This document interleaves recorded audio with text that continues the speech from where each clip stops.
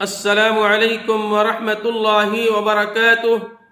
الحمد للہ رب العالمین والصلاة والسلام علی اشرف الانبیاء والمرسلین نبینا محمد صلی اللہ علیہ وسلم۔ قال اللہ تبارک وتعالی فی کلامہ المجید: اعوذ باللہ من الشیطان الرجیم، بسم اللہ الرحمن الرحیم۔ وما آتاكم الرسول فخذوه وما نهاكم عنه فانتهوا واتقوا الله إن الله شدید العقاب۔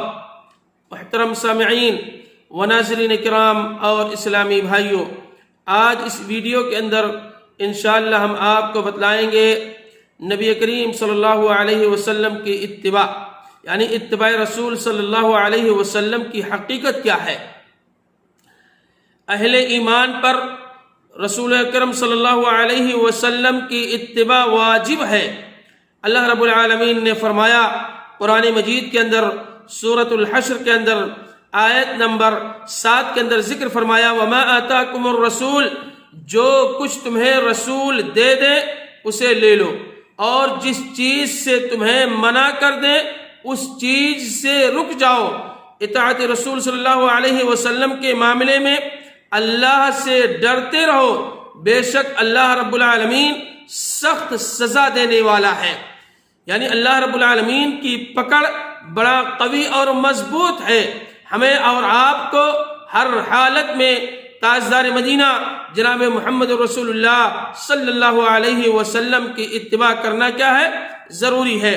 اسی طریقے سے بخاری و مسلم شریف کی روایت ہے، حضرت ابو موسیٰ الاشعری رضی اللہ تعالیٰ عنہ فرماتے ہیں کہ میری اور اس ہدایت کی مثال جسے میں دے کر بھیجا گیا ہوں ایسی ہے کہ جیسے کہ ایک آدمی اپنے قوم کے پاس آئے اور کہے: لوگوں نے اپنی آنکھوں سے ایک لشکر دیکھا ہے جس سے تمہیں واضح طور پر خبردار کر رہا ہے، لہٰذا تم اس سے بچنے کی فکر کرو۔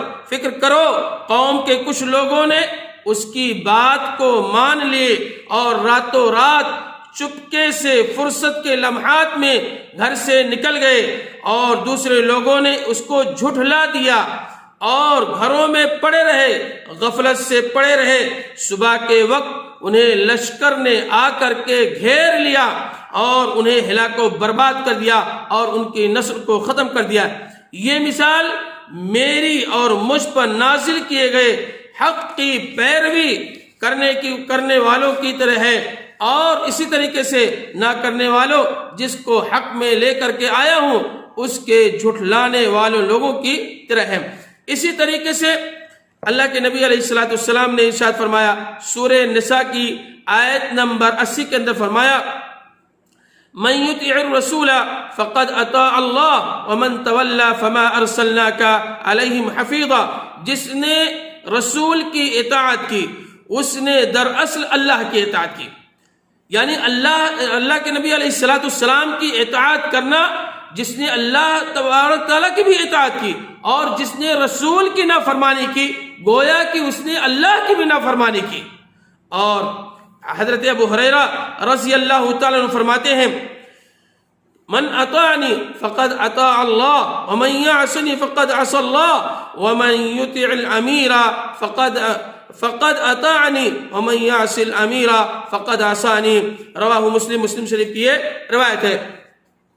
حضرت ابو ہریرہ فرماتے ہیں کہ اللہ کے نبی علیہ السلام نے فرمایا: جس نے میری اطاعت اور فرما برداری کی اس نے اللہ کی اطاعت کی، جس نے میری نافرمانی کی اس نے اللہ کی نافرمانی کی، اور جس نے امیر کی اطاعت کی اس نے میری اطاعت کی، اور جس نے امیر کی نافرمانی کی اس نے میری نافرمانی کی۔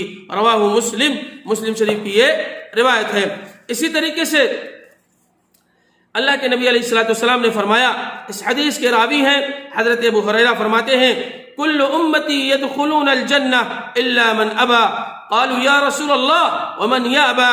قال من اطاعنی دخل الجنہ ومن عصانی فقد ابا۔ رواہ البخاری، بخاری شریف کی روایت ہے۔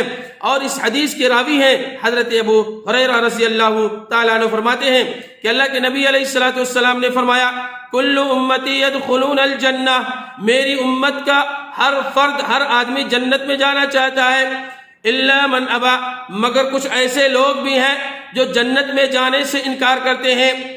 قالوا یا رسول اللہ، صحابہ کرام نے عرض کیا اے اللہ کے نبی علیہ السلام، کون ہے وہ شخص جو جنت میں جانے سے انکار کرے؟